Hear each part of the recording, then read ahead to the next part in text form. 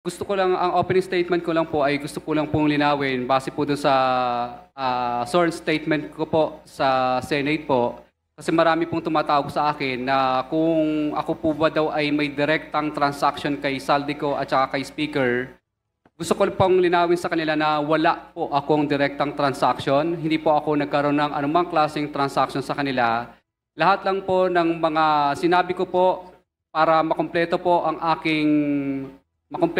aking sworn statement, ay kaya nabanggit po ang mga pangalan na yon dahil yun po ang madalas na sinasabi ng mga kausap ko po ng politiko.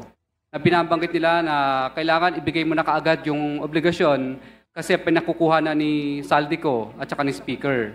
Ganun po lagi ang madalas nilang sinasabi. Or, yung sa ibang salita, para malinis pakinggan, pinakukuha na ng taas yung ganito. So, marami pong pagkakataon sa mga nabanggit ko na madalas po nilang gamitin po ang pangalan po ni Saldico at saka ni Speaker. Kaya nga po, ako po ay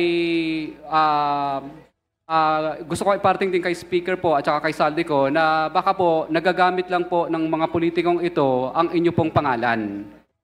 Kumbaga, para makakuha o ano pong maklaseng bagay. Pero wala po akong direct na unawa or capacity na masabi na talagang kay Speaker po napupunta yon o kay Saldico. Kundi yun lang po ang mga binabanggit ng mga politikong nakakausap ko.